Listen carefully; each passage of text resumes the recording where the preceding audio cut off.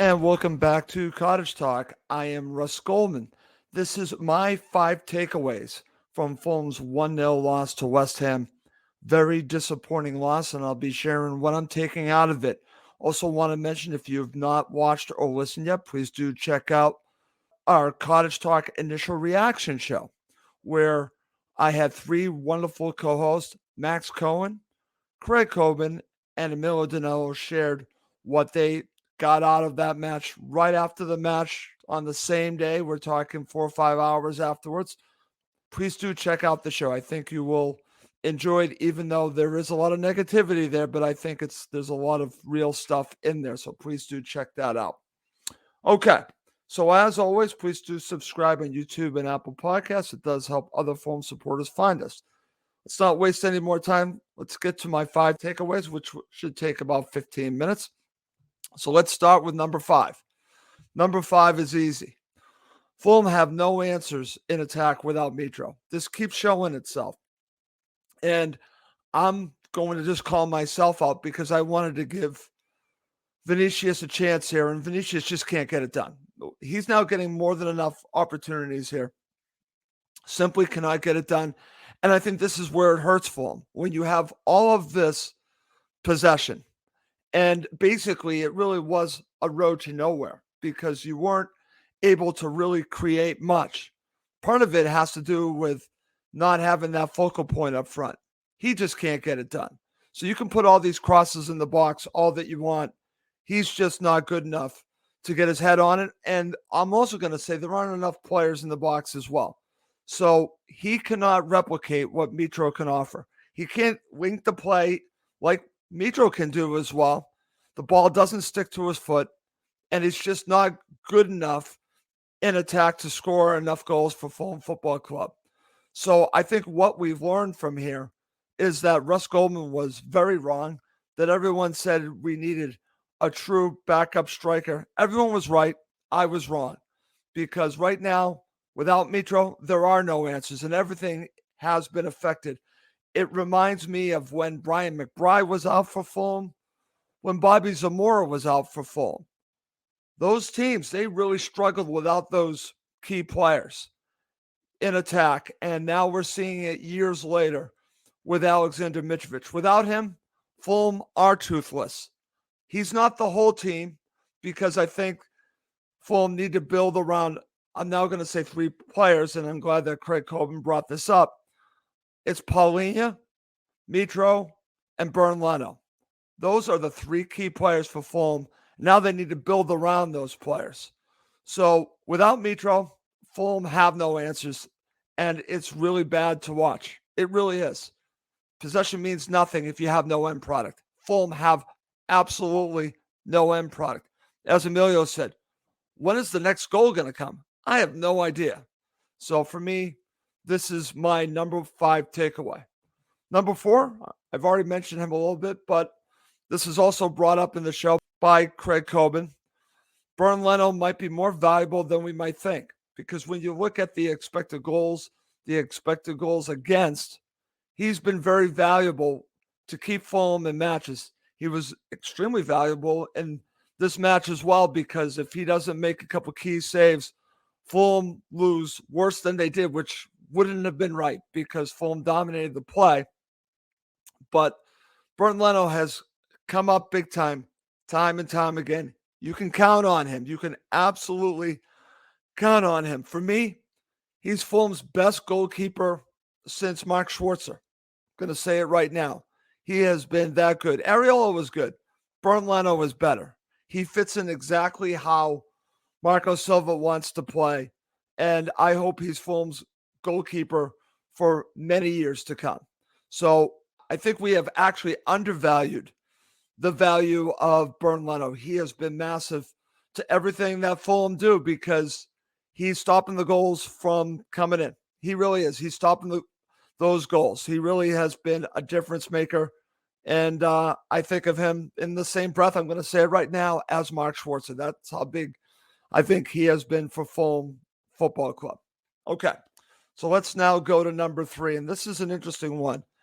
And I actually saw this tweet on the Cottage Talk Twitter page. It was actually to the Fulhamish Pod, Fulham Transfer, Fulham Focus, and Cottage Talk, asking this question from Greg Margolis.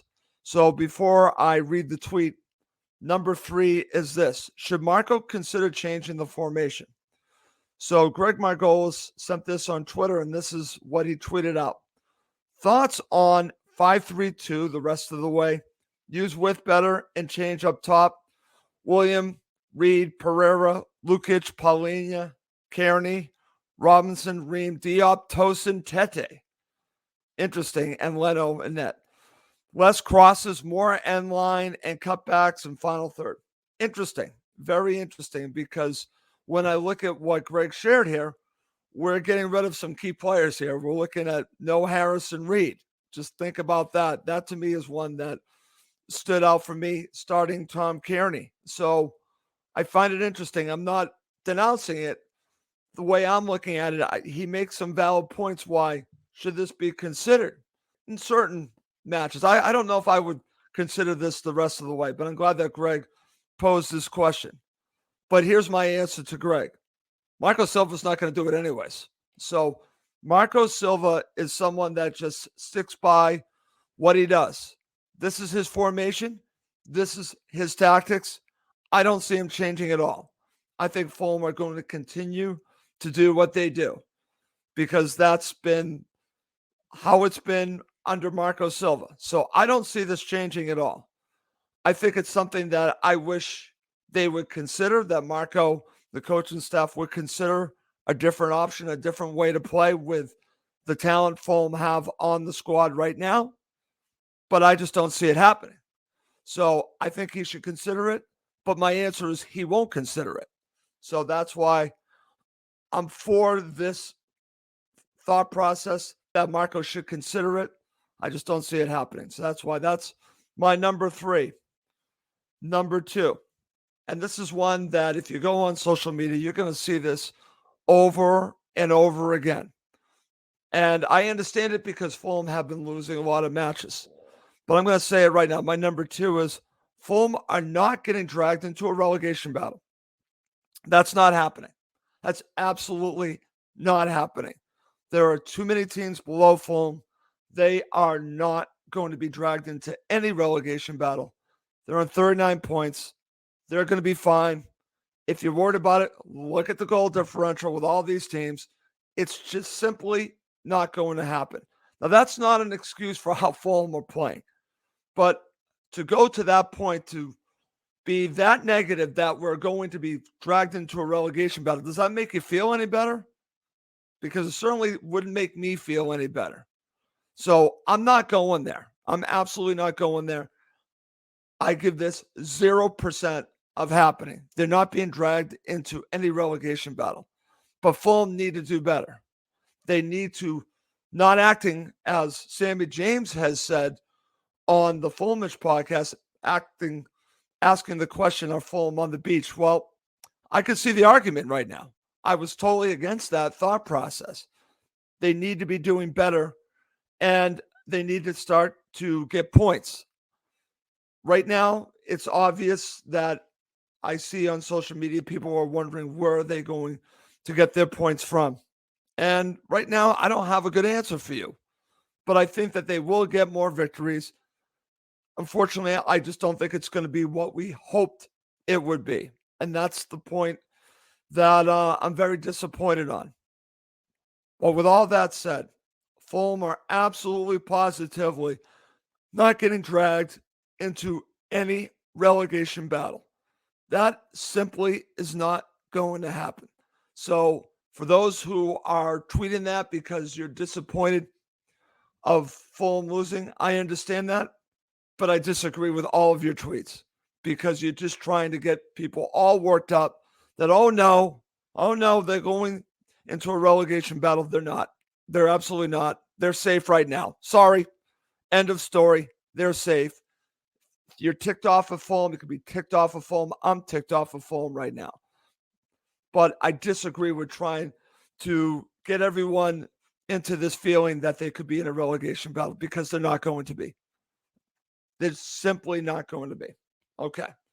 Coming up next to end the show, I'm going to share my number one takeaway from this match for Fulham against West Ham.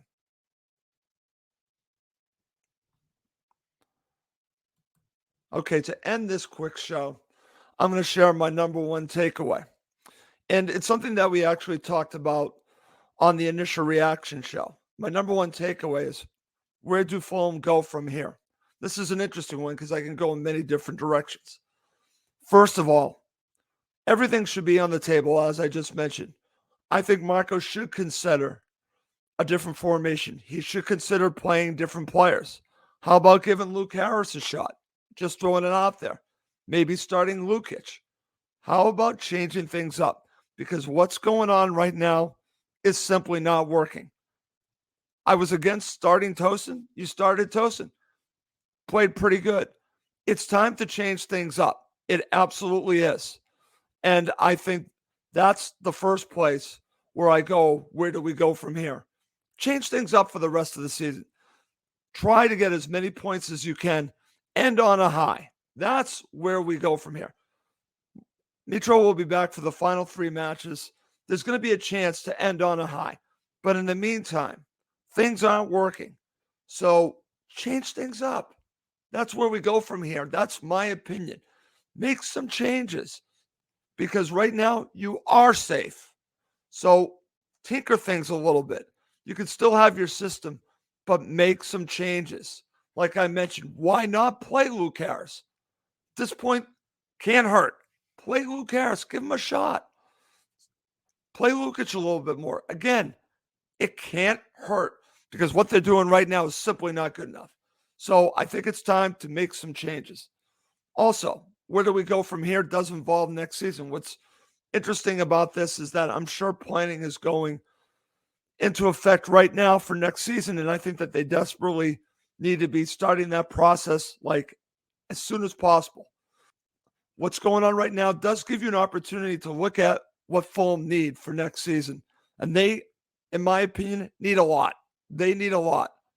And I wasn't thinking about that beforehand, but what we've learned is they need another striker to go with Mitro, whether they want to play 2 up front at times or a true backup striker.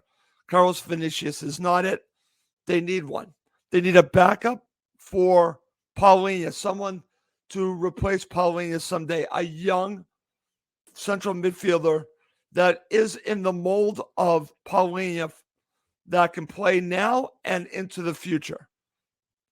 These are 2 ways I'm looking for in the future. Where do we go from here?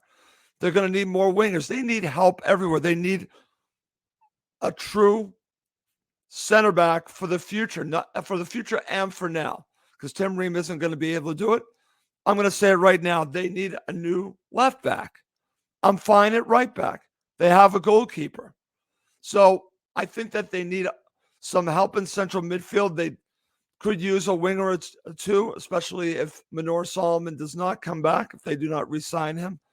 And they certainly need some help with a backup striker. Maybe they also need someone as a potential replacement for Pereira. I'll say that as well, to be the next Pereira. So there's plenty of room for Fulham to improve next season. The issue here is, well, to get there, as Emilio said, Fulham's results need to get better because you need to recruit players.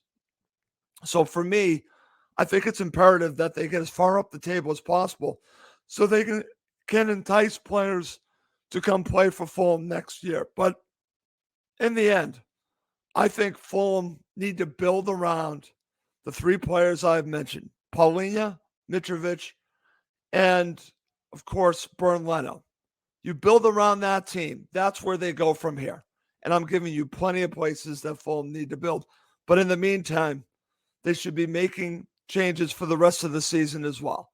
So I'm thinking in the present and also in the future, where do we go from here? Okay. Well, that's going to do it for this episode of Cottage Talk. As always, please do subscribe on YouTube and Apple Podcasts. It does help other Fulham supporters find us.